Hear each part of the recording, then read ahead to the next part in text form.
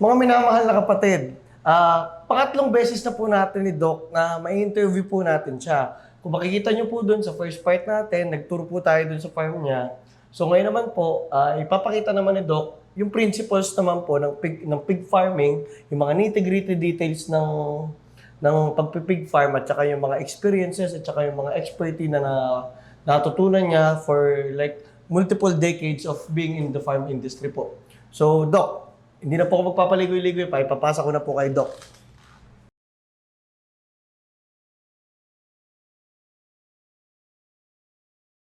Good morning. Morning. Good morning, Baste. Good morning, Doc.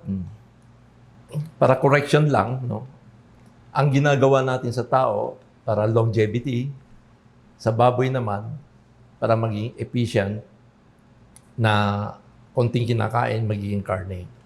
So, although the principle is totally, it's the same, but totally opposite lang ginagawa. So, huwag kayong magtataka, bakit doktor ng tao, napunta sa doktor ng hayop, etc. So, ngayon, back to our main topic. So, tungkol sa pag-aalaga ng baboy, dinivide ko ng 3 phases yan. So, makikita nyo yung 3 phases ng pag-aalaga ng baboy. Isang breeding, no? Tapos yung farrowing, karugtong na dito yung winter rearing. Tapos yung feeding herd, yung para paano lumaki yung baboy. So, sinimplify ko, no? Ang breeding, ang pinaka-problema, more on management para ma-retain yung embryo magiging alive. So, magiging successful yung farrowing rate, no? Kailangan sa isang buwan, ang nanganganak sa total sow level mo, kailangan may 20% or 18 to 20%, okay na yung farm mo. So, ibig sabihin yan, sa 100 na inahin mo, kailangan may 20 na inahin nanganganak, buwan-buwan. So, para maging successful yan, kailangan ma-produce ng more than 12 piglets, no? At mawalay tayo ng more than 10 heads na healthy piglets. So, on the second phase, no, ang pag-aaralan natin, paano pag-aalaga sa farrowing house. Ang pinaka-problema dito sa farrowing house, ang problem, no, yung diarrhea. No? Yung feeding herd naman, yung pagpapalaki ng baboy, ang pinaka-problema natin, respiratory diseases. No? So, for today, we will discuss on the third phase only. No? Depende na kung maraming magsa-subscribe. So, pupunta tayo dito sa breeding and farrowing phases. Okay? Meron akong trivia, no? Ibig sabihin na tatanong sa matla, no? Anong problema ng baboy from 15 kilos and up? No? 15 kilos hanggang mabenta. No? Anong pinaka-problema nila? So, ang sa tingin ko, pag ma-address natin ito, mas mabilis na natin alagaan yung baboy. No? So, ang baboy, for your information, mabilis silang lumaki. No?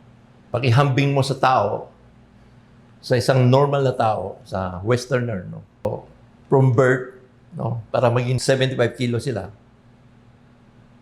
Sir Baste, sa tingin mo, mga ilang taon yun? Mga ano po, average mga 16 to 15 to 20 years siguro. Okay. So, lagay na natin sa 20 years para ano, kasi pag ihambing mo sa Pilipino, marami sa atin, wala pang 75 medyo kilos. So, lagay natin yung puti, naka-average siya ng 20 years para ma-reach yung 75 kilos. No? Ihambing mo sa baboy, yung 75 kilos, no? Almost 5 months lang yan. Grabe. I-delay natin ng konti. No? Gawin natin 6 months, no? 75 kilos. Para mahambing natin sa tao. So, yung 6 months equals 0.5 years. Tama? So, pag dinivide mo yung 20 years, divided by mo 0.5 years, equals 40. No? That means 40 times faster yung laki ng baboy kaysa sa tao. Okay? Anong ibig sabihin nun yung 40 times? No?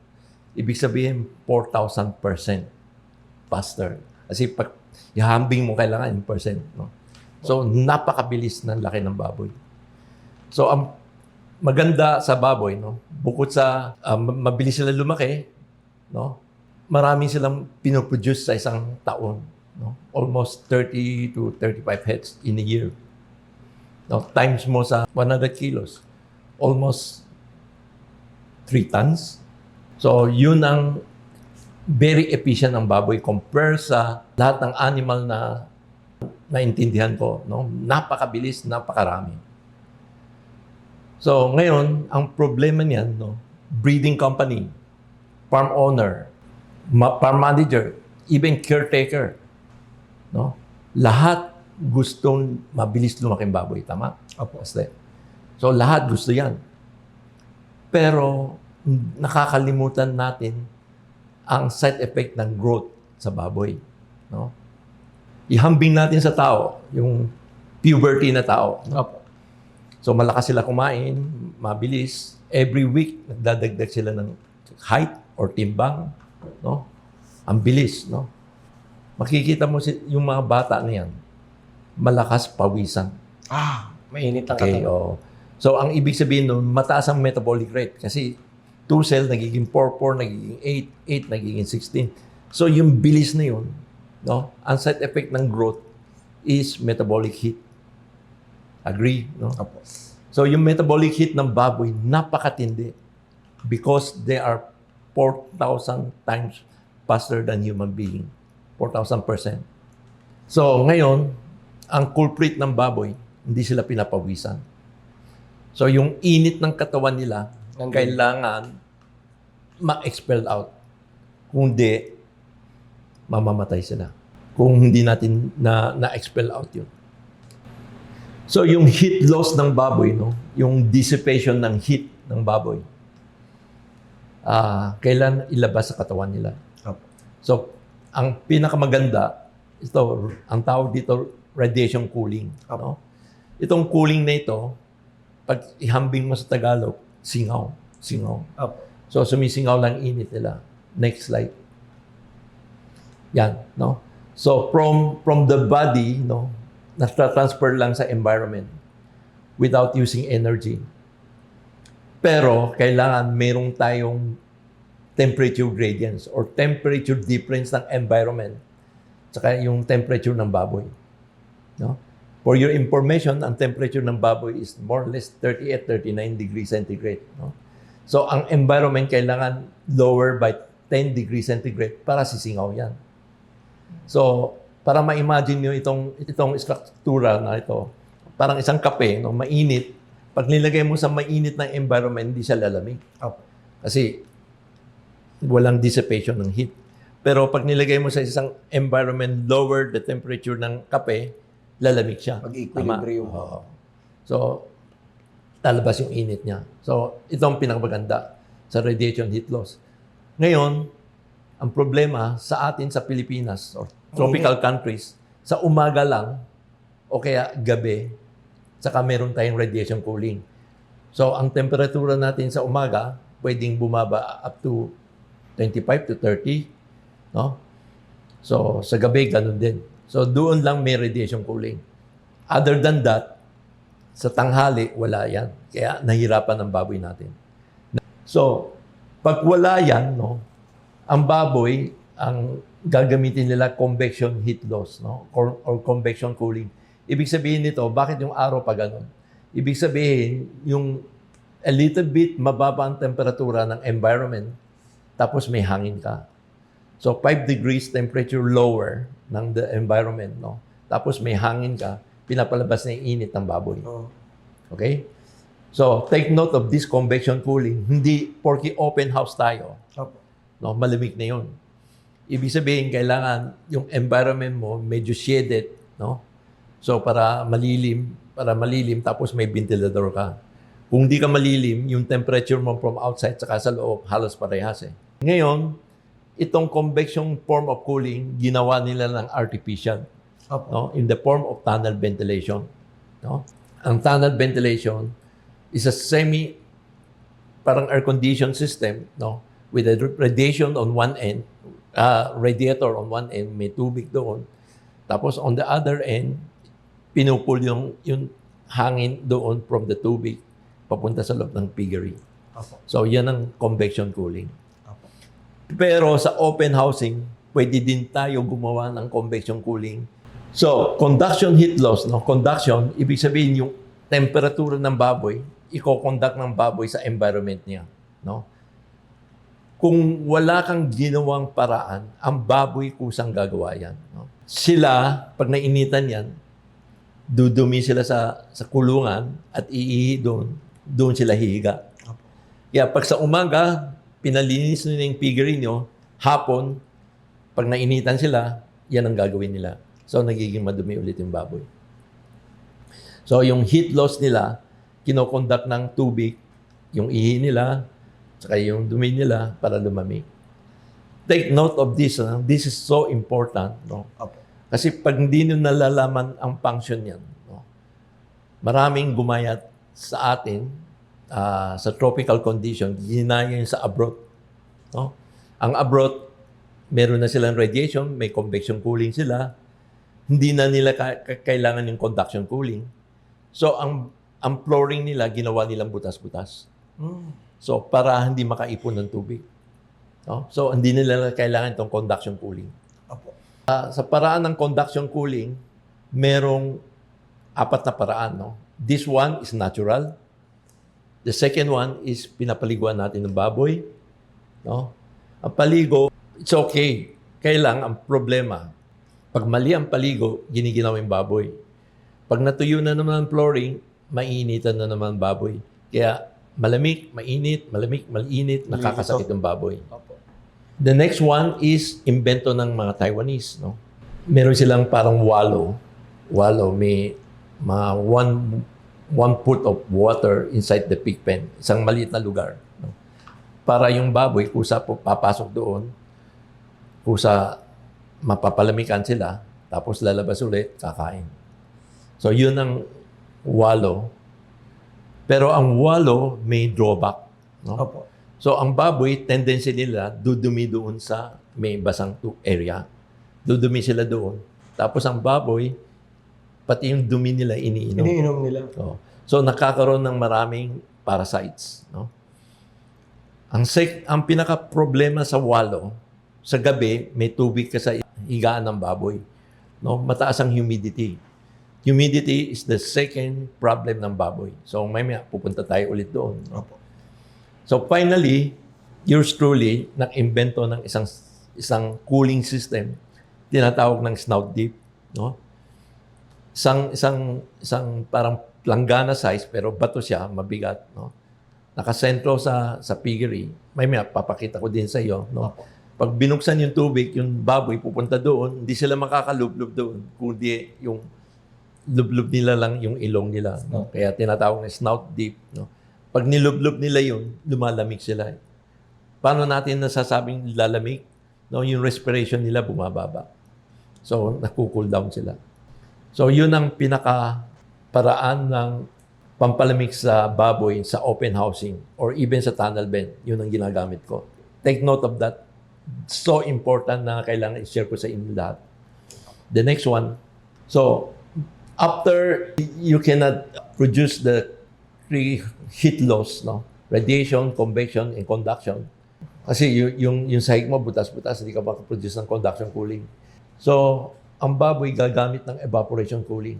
Yung init ng katawan nila, ilalabas nila sa hininga nila. Okay?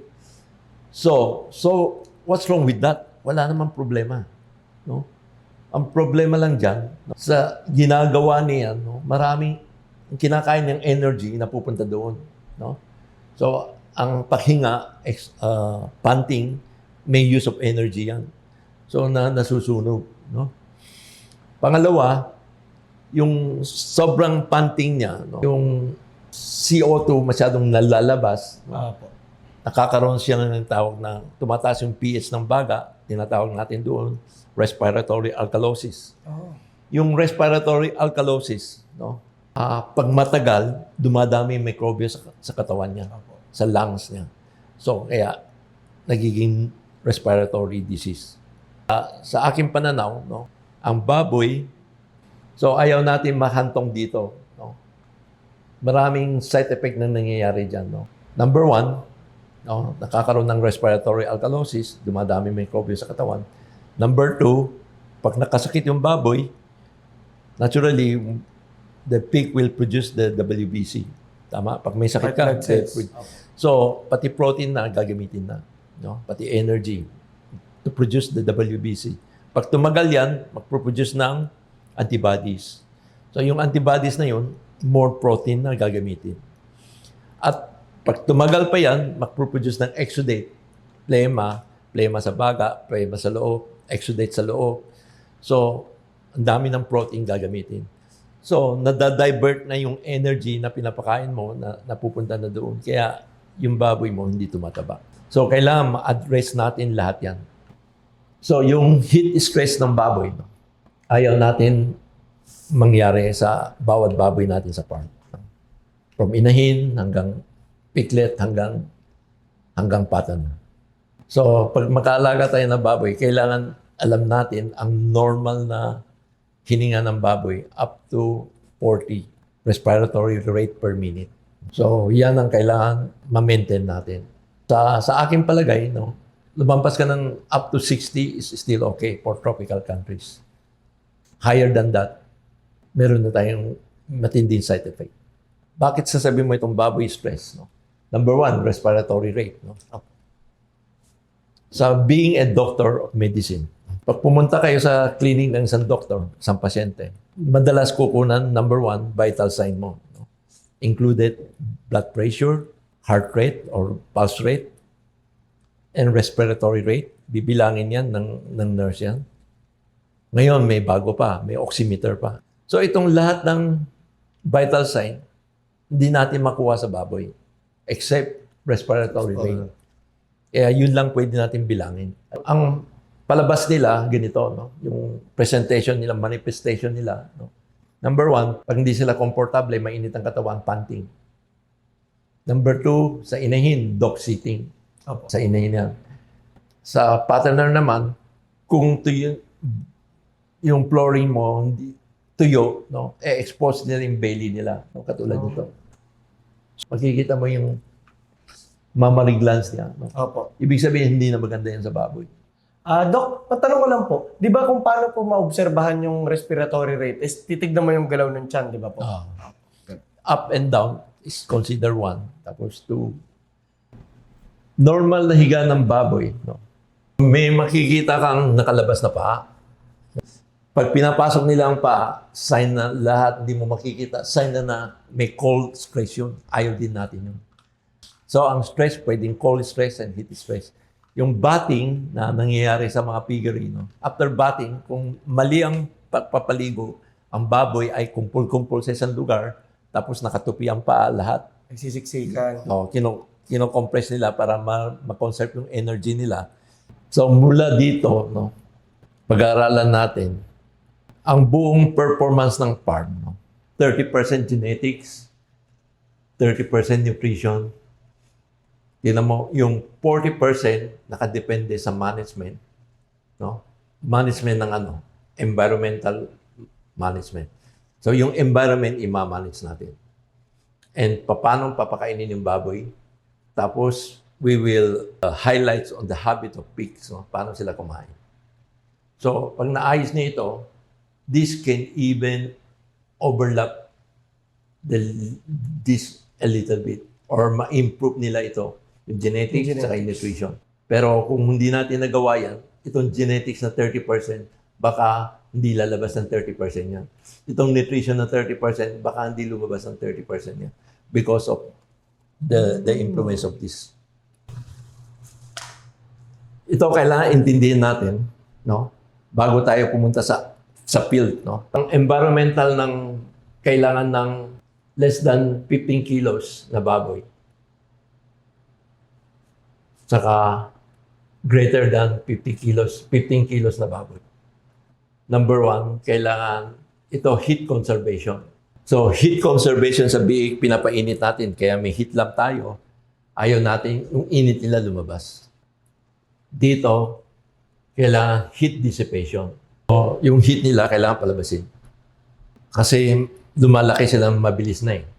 So, kumakain na sila marami, kaya metabolic rate nila mataas. Kaya yung init nila kailangan pakawalan. Opo. Kung di, makakaroon ng diferensya. Pangalawa, yung humidity. Vapor sa hangin. Parehas na yan. No? Both of them kailangan, ang pinaka-ideal, less than 70%. So, pag maraming tubig na sa environment, no, walang hangin, makukuha yung baboy na maganda. So, nakakasakit sila. Pero take note of humidity, no? Wala tayong ideal na ganun eh. Pag tag-ulan, mataas ang humidity natin, anong gagawin natin? Masosolve pa din natin yan. No? Sa pamagitan ng ventilador para ma-move lang yung hangin para maski na mataas ang humidity, pag may air movement, ginhawa pa din yung baboy. And lastly, air quality. So, ang ibig sabihin ng air quality, yung mga ammonia, yung mga CO2, o S2S, lahat ng metabolic byproducts ng baboy na pupunta sa ere. No? Pag mataas ang density ng baboy mo sa isang piggery house, mas mataas ang microbia din. So, kailangan bababain. Take note of this, very important ito. Broth, ang number one nila is air quality. Okay? Humidity, ang second. Yung heat dissipation, never mind. They don't even mention it. Kaya kung pinagbabasihan natin ang textbook sa abroad, kailangan baliktarin natin. Maling-mali yung pag sinabi mataas ang pneumonia natin, automatically iisipin natin air quality. Yun ang totoo sa abroad, pero hindi nangyayari sa Pilipinas. Kailangan ganun ang pabaliktad ang isipin natin. Nainitan ng baboy mo, na-stress o kaya giniginaw, no? Doon nakakadiferensya sila. So, ang humidity, no? Nangyayari kadalasan yan sa August, September, October. No? No, which the big company call it the third quarter syndrome, no? Third or nalapit sa alanganin, no? From August, third quarter syndrome tawag nila hanggang November, no? Mataas ang humidity. Why? Sa umaga makulimlim. So yung piggery mo sa loob hindi natutuyo, makulimlim eh. Hindi natutuyo yung tubig. Tapos sa gabi uulan pa. So madadagdagan pa humidity. So, yung third quarter syndrome nila, kadalasan, tuwang-tuwa yung pharmaceutical company dahil mabenta yung gamot nila because of that. So, paano natin isosolve yung humidity? No? Kailangan lang, meron tayong ventilador na nasa pasilyo, naka 15 degree ang angat, no? I-blow-blow lang yung hangin. Pag binoblow yung hangin, makakaroon ng air movement, yung humidity bababa. So, yun lang tanging paraan. No? Pero yung humidity, huwag yung sa taas ng pig pen, no? Kasi pag basa yung pig pen tapos may blower ka, giniginaw yung baboy, no? Nagiging too much na eh. Yung may convection ka, meron ka pang conduction kasi basa yung flooring mo. Tapos may ventilador ka pa, makakasakit din yung baboy. Kaya lalagay nyo lang sa pasilyo yung electric fan. Dok, anong mga specific na sakit po yung parang mangyayari pag hindi na control yung humidity? Generally, is a respiratory disease ang tawag doon. Kadalasan, ang nakokos ng microbes na makukuha natin, complex na eh. Meron na siyang, ang inherent bacteria na sa loob ng baboy is mycoplasma. So, pag na-trigger yan, no, papasok na din yung normal, hindi normal, no, yung pathogenic bacteria like Pasteurella, Haemophilus, APP, no? Those are the, pag natutukan mo yan, no? Pag pinag-aralan mo yan, walang katapusan yan. Eh. Kaya huwag na natin pansinin yan, kailangan pag-aralan natin yung environment para hindi sila lumabas. So, kung gusto niyong ganon na pinapag-aralan yung mga sakit, being a veterinarian or a medical doctor, no? Tuwan-tuwa kami dyan. No? Kasi alam namin lahat kung anong disease, anong gamot ang gagamitin. No? Which is, for a layman, for a farmers, mahirap yan. Eh. Kaya importante, huwag natin na palabasin. No? Ang role naman ng veterinaryo, paano i-prevent yan? Through vaccination. So, kailangan may vaccination para ang vaccination may 30 to 50% effective. Kaya ilo-lower na din yung tendency na ganun. Pero ang nag-trigger niyan, paulit-ulit ko sinasabi, because of heat ng baboy, heat stress or cold stress, no? Lalabas yan. Okay? Importante, how to feed our animals. Ang feeding ng animal, dalawang klase lang. No? Ang ad libitum, ibig sabihin yung feeds parati nandoon, no? Isang restricted feeding. Or may ibang pangalan dyan, feeding to appetite. May tatlong criteria na kailangan ma-satisfied natin para mangyayari yung magandang ad libitum. Yung kusang kumakain yung baboy. No? Number 1, kailangan yung baboy mo high health. Ibig sabihin nila walang ubo-ubo. So, pag meron ka narinig na ubo-ubo yung baboy, hindi oobra yung ad lib feeding. No? Walang gana pa. Mm-hmm. So, walang natatawag yung baboy para kumain. No? Number 2, kailangan magandang environment mo. So, sa abroad, nakikita ko, ang feeding herd nila, yung grower finisher, nasa 17 to 18 degrees centigrade. Ibig sabihin nun, very constant environment na magandang environment. So, parang tayong tao, napunta sa Baguio, no? Kain. Matutulog lang sandali, may magutom na naman. Because of the climates. No? Yun ang function ng ad libitum. So, yung baboy, kusang kakain. So, take note of ad libitum, walang taong tumatawag sa baboy kumain. Okay? So, the third one is, ang proportion ng kulungan, huwag mo yung masyadong malaki. Pag 100 ka na baboy sa isang kulungan, tapos yung pakainan mo malayo, hindi din lalapit yung baboy. So, pag may activities doon, hindi nakikita ng baboy, hindi sila lalapit doon. So, kailangan nakikita nila o may activities, parang gagayain lang nila. So, ang hayop is social animal. Kailangan meron din ganun, no? Ang restricted feeding naman, which is kadalasan sa backyard, 2 times feeding, no? Sa commercial farm, ginagawa nila yung 4 times feeding. Okay? Ngayon, ang restricted feeding, kailangan maubos. Pag pinakain mo, up to certain hours, wala nang pagkain, saka maklalagay ka. Maganda yon kasi meron tao nagtatawag na sa baboy para kumain. Maganda yon. Ang problema lang doon, no? Since walang pagkain na, pag pinakain mo, severe ang struggling nila doon sa labangan. Agawan, no? Although, pwede mo namang gawin 1-to-1, pero masyadong malaking gastos na yun, no? Tapos yung lapit nila sa labangan, ang tawag ko doon, voracious eating, no? Ayaw ko yun, no? Ang prepare natin sa pagkain ng baboy, lick eating. Parang dinidila lang yung feeds, no?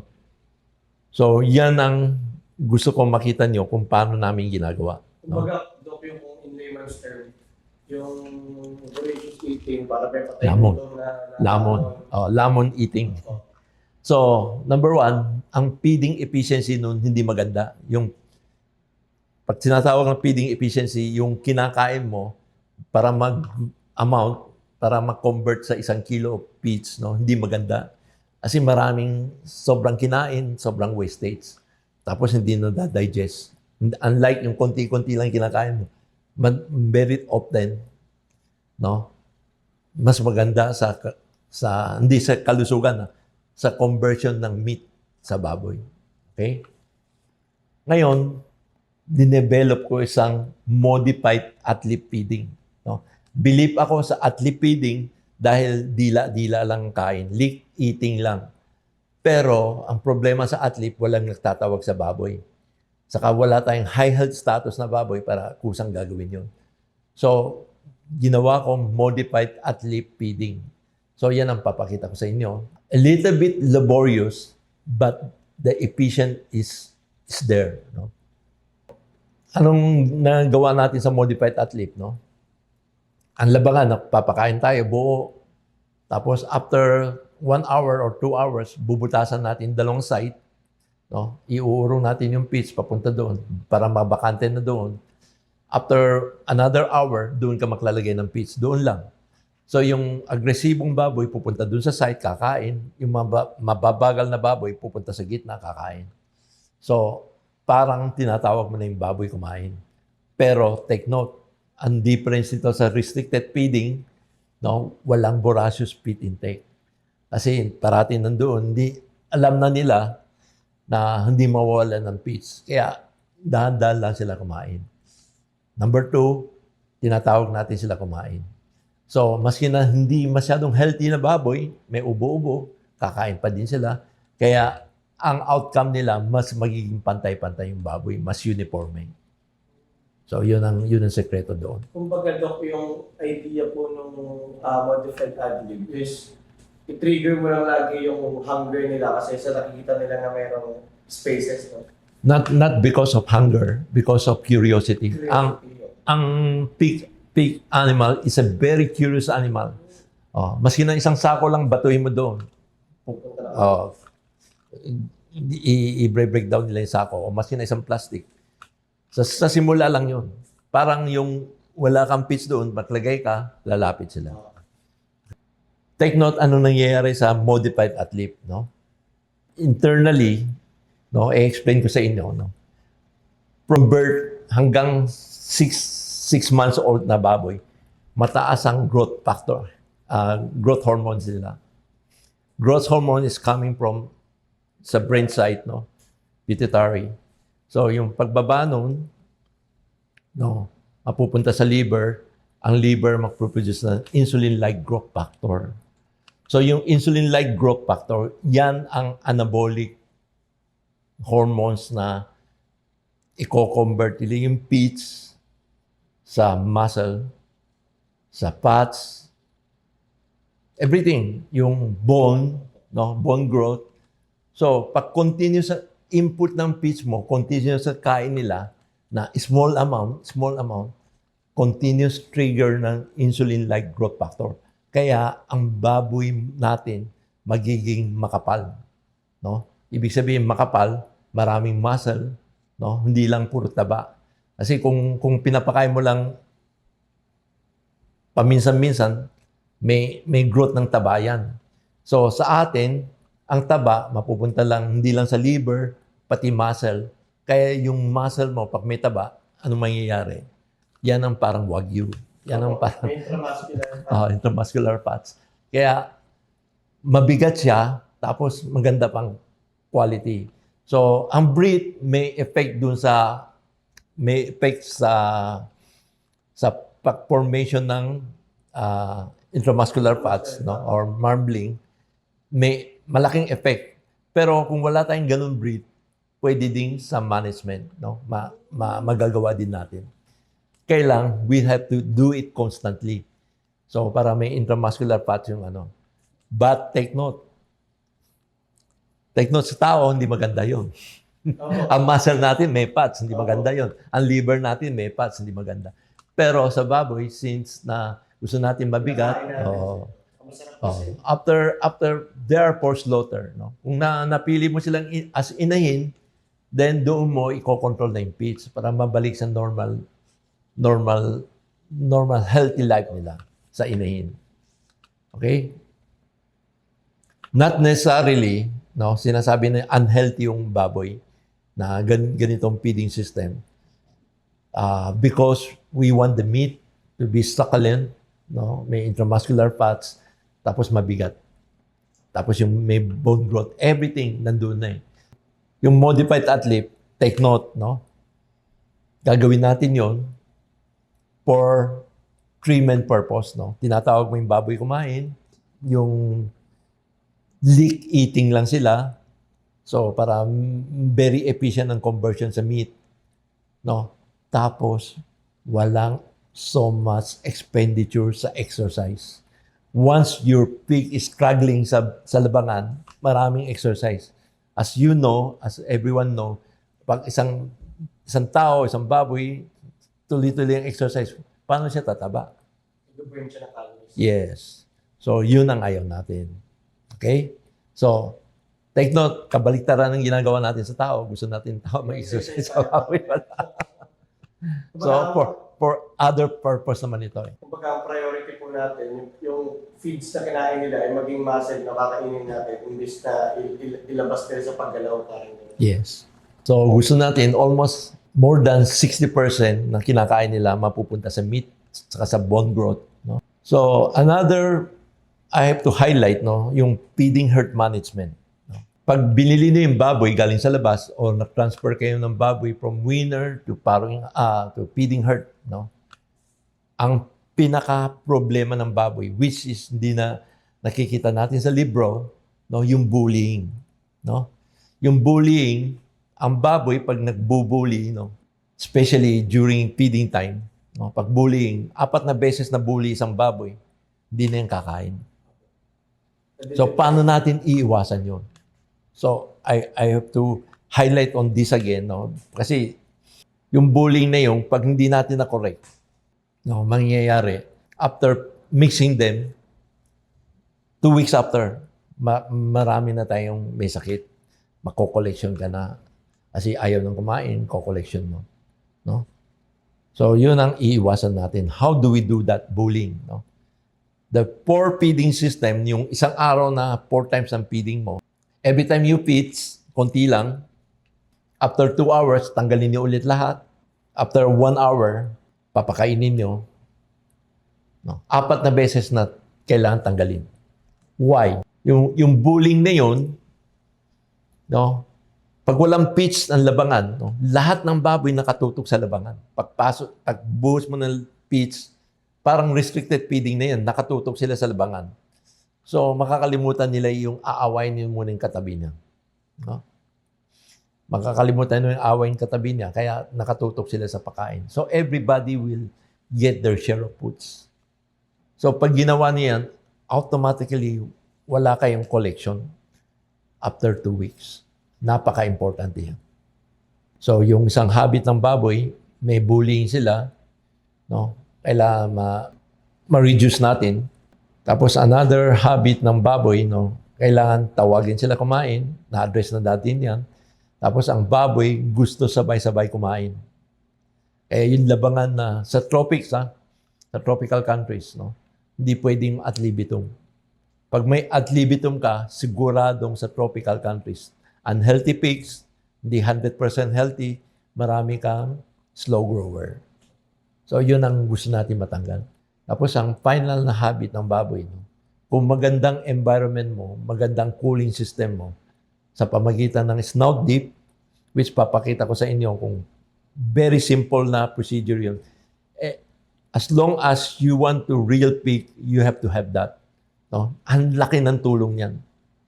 With that snout dip alone, without any other management na mention ko, we can save almost 1 week of fattening period to gain the same weight.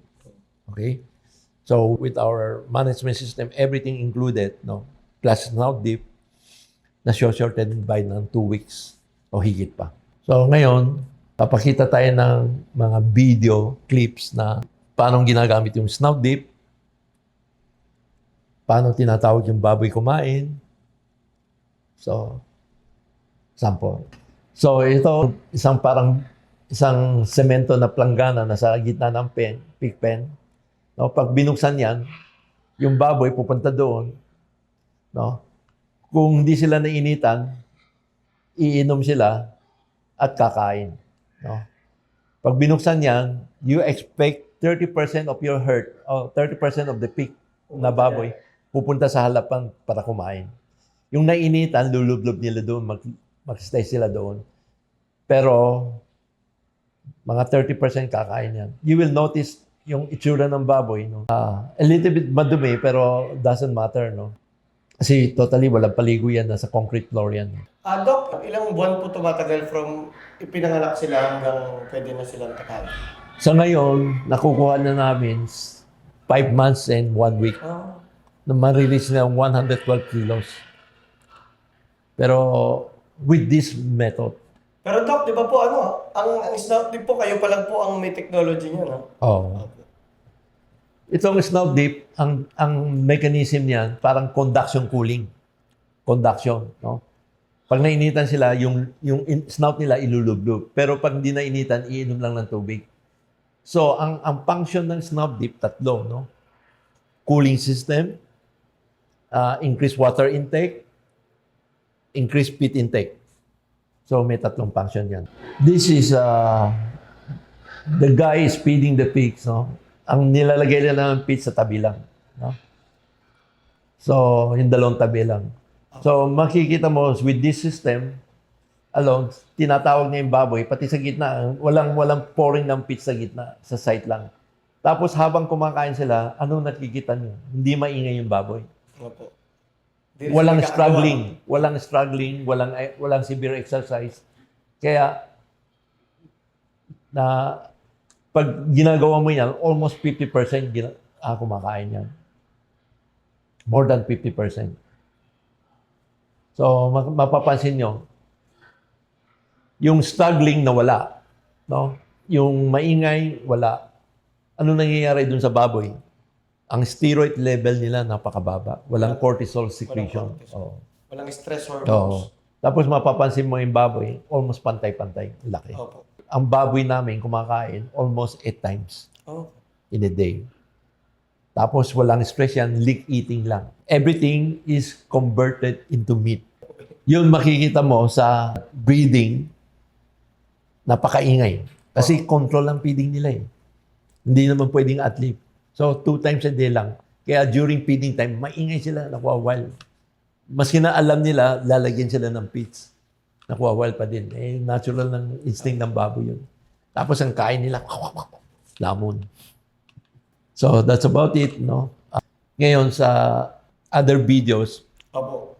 ma-include natin, ang pinaka-importante sa feeding herd, no?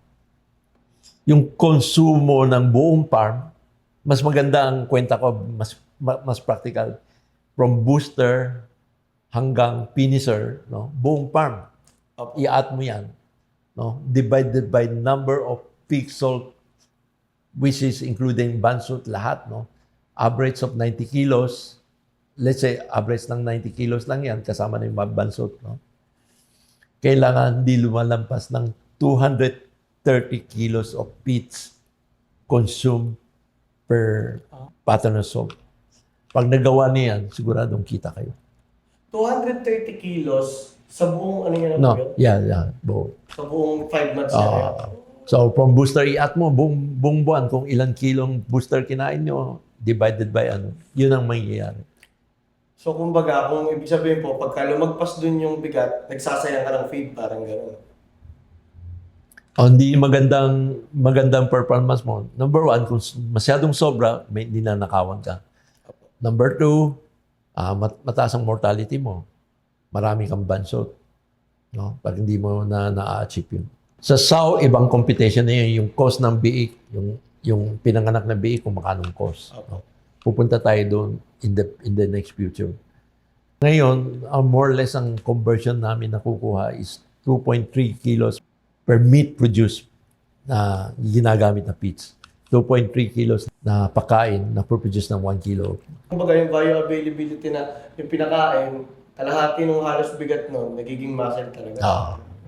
The rest, siyempre, yung maintenance nila. Dok, matanong ko lang po kasi nung nagpunta po tayo sa farm, nakita ko po na parang walang na isang naturukan na gamot na ano po doon, na baboy. Yes. So, ano po ba yung importansya na hindi masyadong gumagamit ng gamot?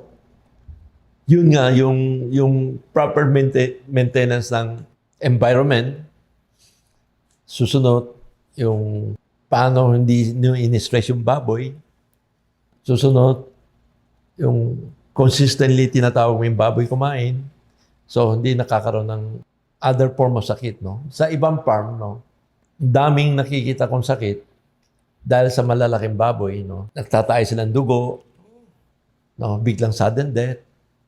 Ang karamihan nun, voracious feed intake. Yun ang dahilan. So, yung agawan, tapos voracious feed intake, di natutunawan, nakakaroon ng intestinal problem. So, doon nakakaroon ng torsion ng intestine. So, nakakaroon ng dugo na mamatay. So, ang tinalakayan natin ngayon, no, Opo. yung tungkol lang sa normal na endemic diseases ng farm. No?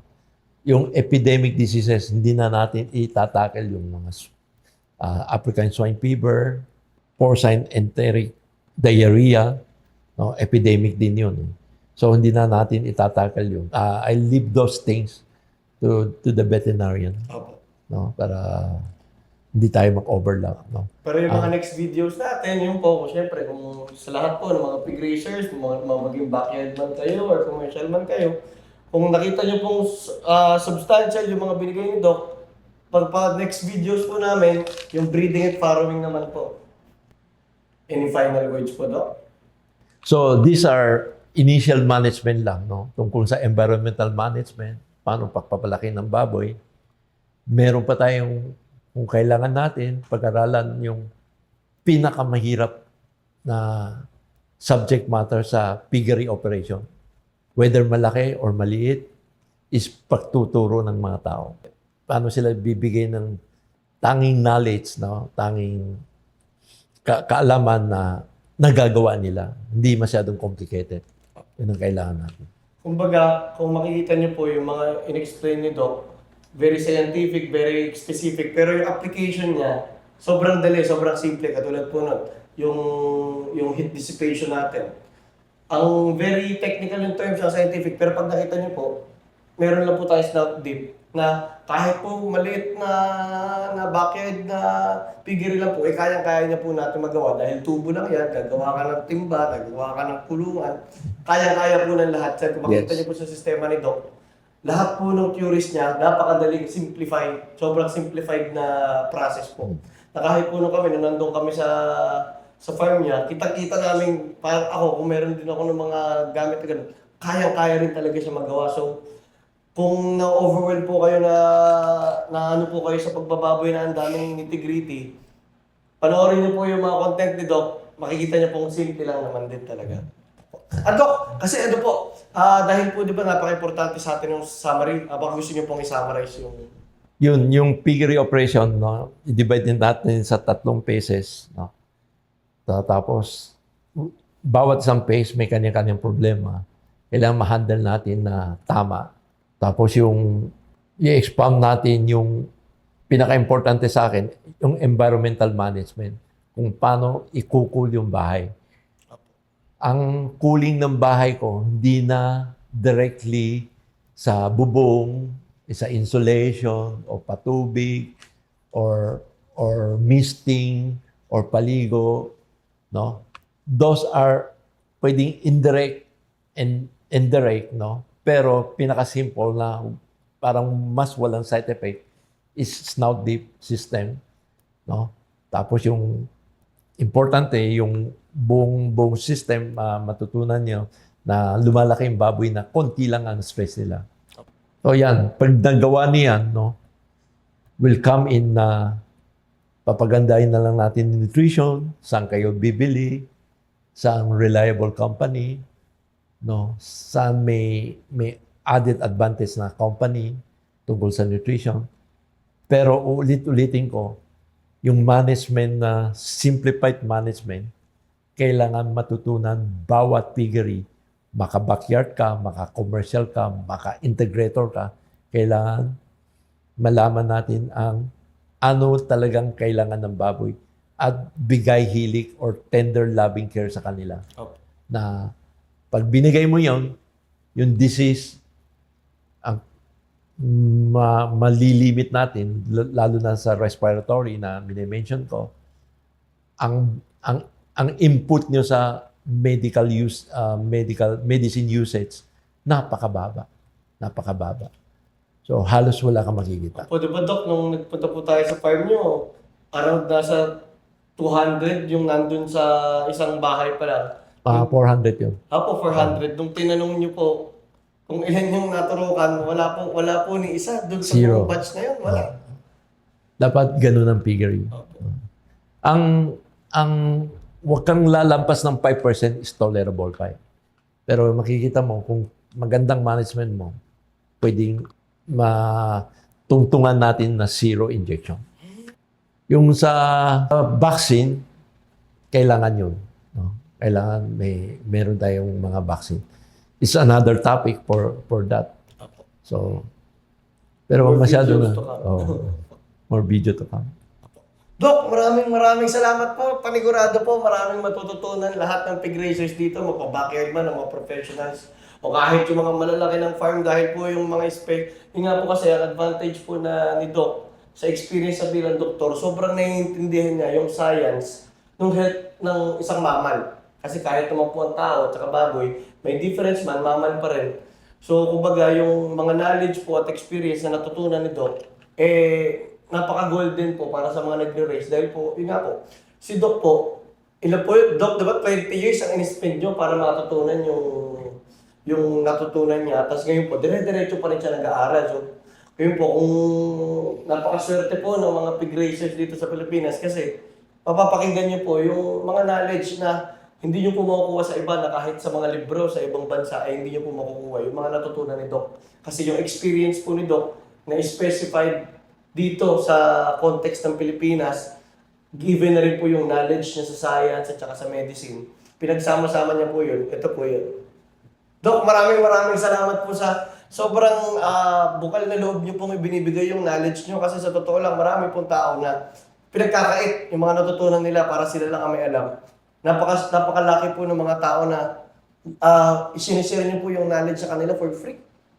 Yeah. Maraming salamat, Doc. Salamat po. Thank you. Doc. Thank you.